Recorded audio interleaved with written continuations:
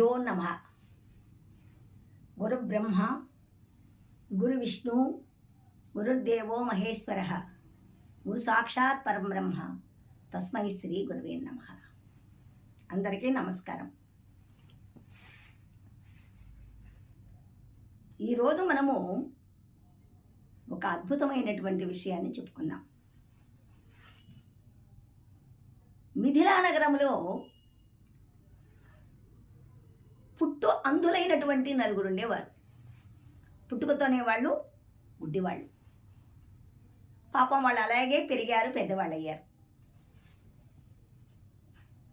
ఎటువంటి వాళ్ళు అటువంటి వాళ్ళతోనే స్నేహం చేస్తారని ఈ నలుగురు కూడా ప్రతిరోజు స్నేహంగా ఉంటూ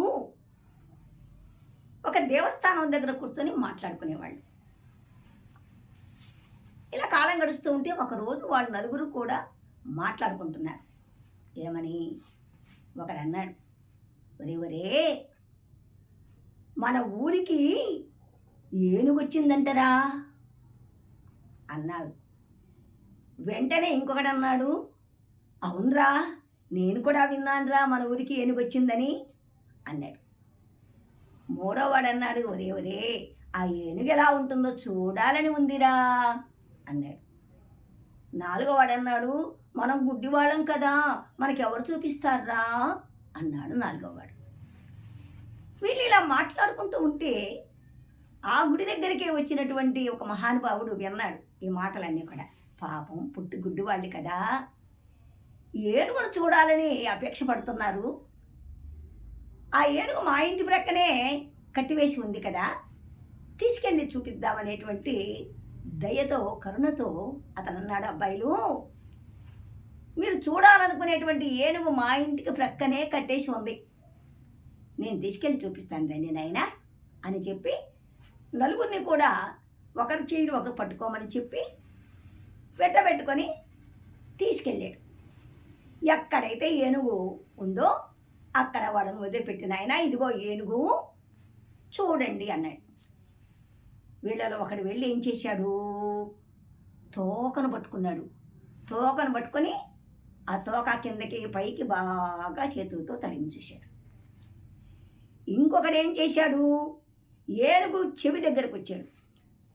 ఆ పెద్ద చెవులు ఉంటాయి కదా ఏనుగుకి, ఆ చెవిని పట్టుకొని బాగా తడిమి చూశాడు. మూడోవాడు ఏనుగు తొండాన్ని పట్టుకున్నాడు. ఏనుగు తొండం పట్టుకొని బాగా తొండం కిందకి పైకి బాగా తడిమి చూశాడు. నాలుగోవాడు ఏనుగు యొక్క కాలును పట్టుకున్నాడు. ఆ కాలు అలా ఇలా కిందకి పైకి కిందకి పైకి తడిమి చూసుకున్నాడు. సరే, చాలాసేపు అలా చూసుకున్న తర్వాత ఈ పెద్ద మనిషి అన్నాడు, ఏ నాయనా ఏనుగుని చూశారు కదా? చూసాం స్వామి, సరే రండి పోదాం. యథాప్రకారంగా గుడి దగ్గరికి తీసుకుని వచ్చి వదిలిపెట్టాడు. వాళ్ళ సంతోషం చెప్పడానికి వీలు కావడం లేదు, అంత సంతోషపడిపోతున్నారు. ఎందుకంటే ఏనుగుని చూసామనేటువంటి సంతోషం వాళ్ళకి.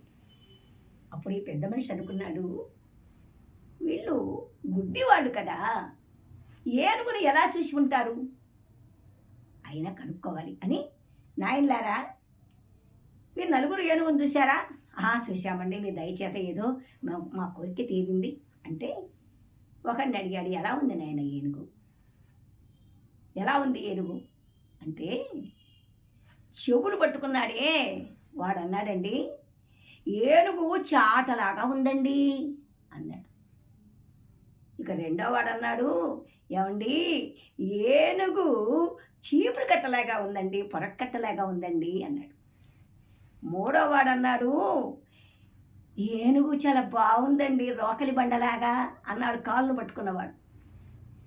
నాలుగో వాడు అన్నాడు, తొండాన్ని పట్టుకున్నాడు కదా వాడు అన్నాడు, చింతకాయలు కోసి దోటిలాగా ఉందండి అన్నాడు.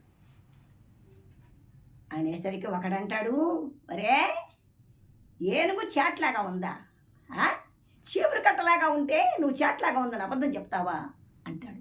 ఇంకొకడు అంటాడు, మీరిద్దరు కూడా పొరపాటేరా, ఏనుగు రోకలి బండలాగా ఉంది, ఏడ్చారులేరా, ఏనుగు దోటిలాగా ఉంది అని వీళ్ళు నలుగురు వాదులాడడం పెట్టారు, కొట్టుకోవడం మొదలుపెట్టారు.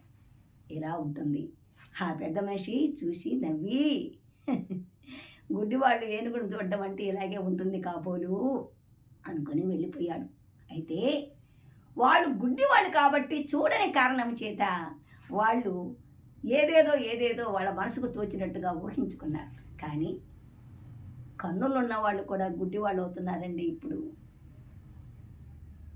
కన్నులుండి కూడా ఇదిగో నా దేవుడు రాముడు, ఇదిగో నా దేవుడు కృష్ణుడు, ఇదిగో నా దేవుడు అమ్మవారు, కాదు కాదు కాదు మా దేవుడు చాలా గొప్పవాడు అల్లా, కాదు మా దేవుడు క్రీస్తు గొప్పవాడు అని వాళ్ళకు తోచినట్లుగా ఎవరెవరు మా మతం, మా కులం, మాదే ఈ విధముగా వాళ్ళు మాట్లాడుకుంటూ ఉన్నారు.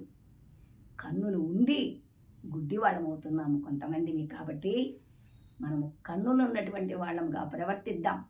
భగవంతుడు ఒక్కడేనని తెలుసుకొని మరి ఆ భగవంతుడు ఎలా ఉంటాడో అనేక గ్రంథాల్లో చెప్పబడ్డాయి. అనేక మంది పెద్దలంతా కూడా మనకు చెప్తూ ఉన్నారు. అనేక వేదాల్లో కూడా మనం తెలుసుకుంటున్నాం అని మనం అలా నిజాన్ని గ్రహించాలి. ఎందుకంటే మనం కన్నులు ఉండేవాళ్ళం, కన్నులు లేని వాళ్ళం కాదు కదా. కాబట్టి కన్నులు ఉన్నటువంటి నిజమైనటువంటి తత్వంలో ఉన్నవాళ్ళమని మనం అర్థము చేసుకొని తప్పకుండా భగవంతుని యొక్క దర్శనం కోసంగా మనము ప్రయత్నం చేద్దాం. ఈ విధంగా మరి అనేక విషయాలని కూడా చెప్పుకుంటూ వద్దాం. ఈ వీడియో మీకు నచ్చినట్లయితే సబ్స్క్రైబ్ చేసి బెల్ బటన్ నొక్కవలసిందిగా కోరుతూ ఇంతటితో సెలవు తీసుకుంటున్నాను. నమస్తే.